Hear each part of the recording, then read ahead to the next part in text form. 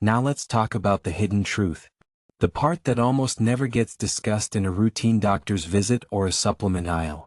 As you age, your body becomes less efficient at directing calcium into bone. This is not a theory. It is a well-observed physiological change.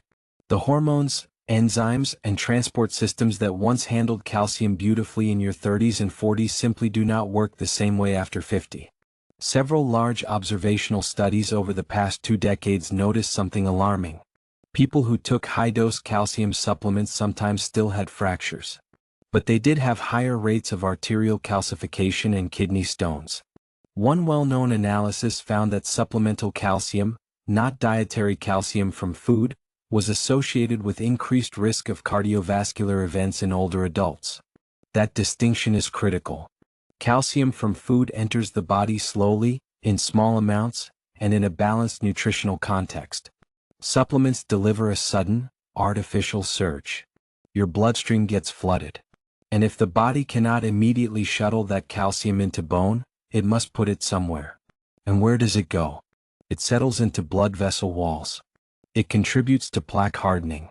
It crystallizes in kidneys. It stiffens tissues that should remain flexible. I'll start with a statement that may shock or even disturb some of you. You can eat a clean diet, you can walk every day, and you can take your vitamins faithfully every morning, and still be quietly damaging your arteries, your kidneys, and even your heart without realizing it. And for millions of adults over 50, it's happening because of one supplement almost everyone believes is harmless. Calcium. Yes, calcium. The same calcium you were told to take to protect your bones. The same calcium that sits in your cabinet right now. The same calcium your doctor probably told you was a good idea at some point in your life. But here's the shocking truth. After 50, calcium supplements do not behave in the body the way most people think they do. In fact, often they stop going to your bones and start going to places they were never meant to. Your arteries, your joints, your kidneys. Even your heart valves can be affected. And the most dangerous part?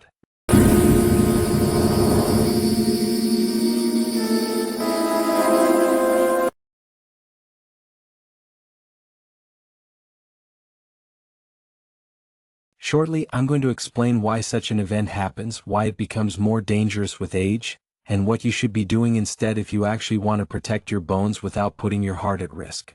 Because the truth about calcium after 50 is very different from what most people have been told.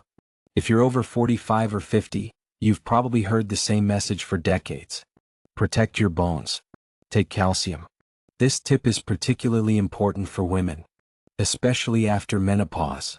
And on the surface, that advice sounds logical. As we age, bone density declines. The risk of fractures increases. So giving the body more calcium should solve the problem. That's the story we've all been told. But here's what almost nobody explains. The body's capacity to manage and regulate calcium undergoes significant changes as we age dramatically. Let me tell you about a patient I'll call Margaret. Margaret was 62, active and careful about her health. She walked every morning, ate reasonably well, and never missed her supplements. For nearly 15 years, she had been taking a high-dose calcium supplement because she was told it would protect her bone.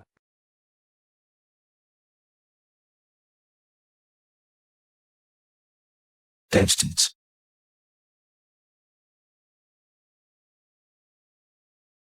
Her bone skin looked fine. Although the results were not perfect, they were stable. But one day she ended up in the hospital with severe flank pain. The diagnosis was kidney stones. When they did further imaging, they found something else.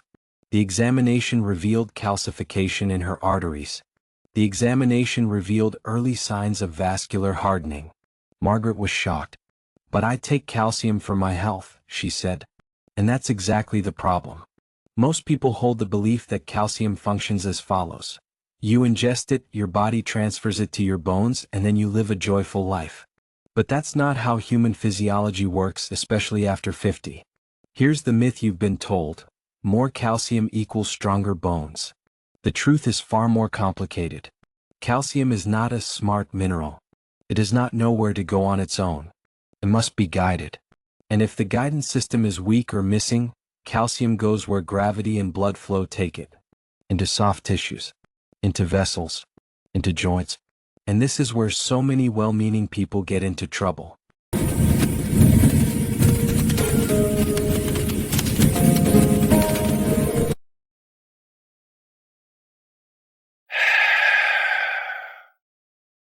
Here's the part that makes this condition truly dangerous.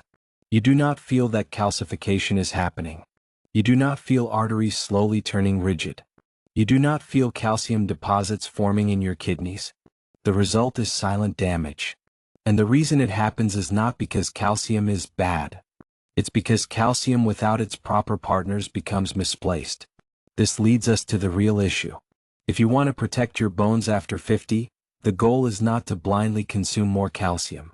The goal is to make sure calcium goes where it belongs.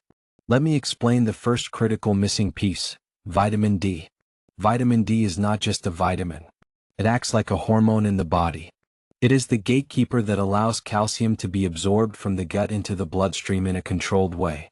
Without sufficient vitamin D, much of the calcium you take in is either wasted or mishandled. I once worked with a 68-year-old man named Robert. He had been taking calcium for years, but his bone density kept declining. When we checked his vitamin D levels, they were severely low. His body simply could not use the calcium properly.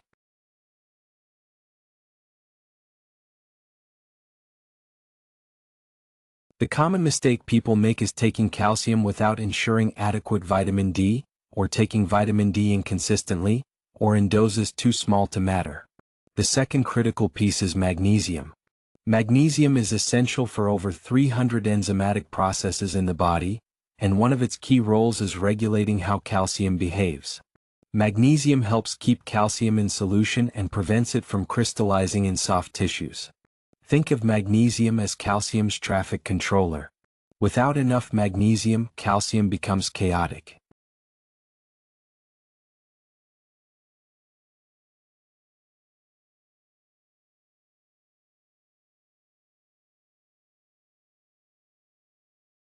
I once saw a woman in her early 70s with excellent calcium intake, decent vitamin D levels, but terrible muscle cramps, stiff joints, and worsening blood pressure. Her magnesium was extremely low. Once that was corrected, many of her symptoms improved within months. The third and perhaps most misunderstood factor is vitamin K2. Vitamin K2 is the nutrient that tells calcium where to go. It activates proteins that pull calcium into bone and keep it out of arteries. Without enough K2, calcium can be absorbed perfectly and still end up in exactly the wrong place. In populations that consume more natural sources of K2, such as certain fermented foods, researchers observe lower rates of arterial calcification and better bone health, even with similar calcium intake.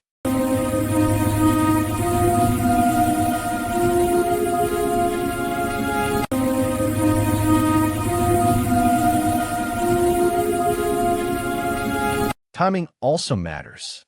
Calcium, when needed, is best taken in smaller doses, not large single boluses.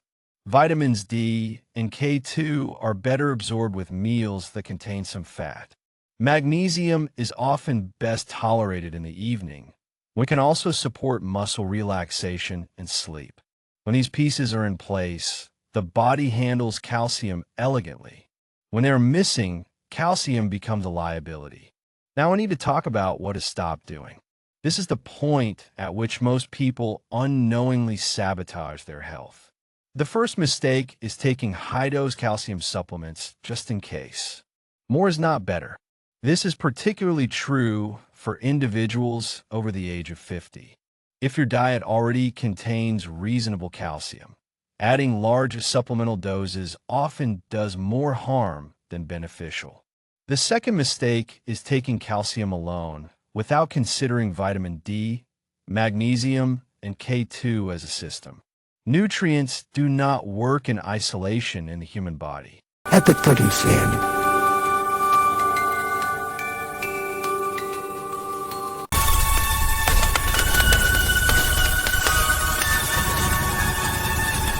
The third mistake is assuming that bone health is only about minerals.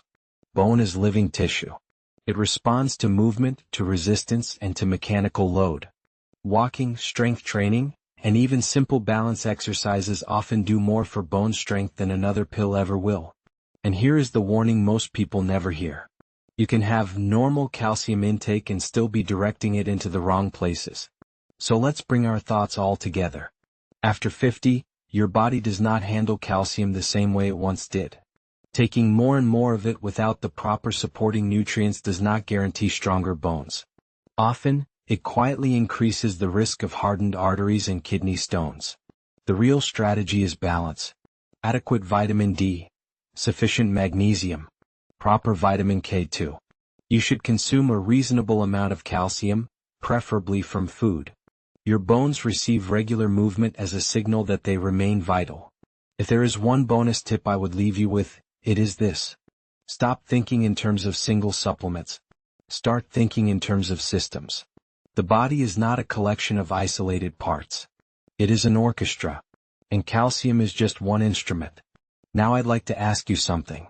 Which of these supplements have you been taking without realizing how they work together? Tell me in the comments. I read them and they help shape future videos. And in the next video, I'm going to explain something that shocks almost everyone over 60. Why many healthy cholesterol strategies actually accelerate plaque formation instead of preventing it. You do not want to miss that one.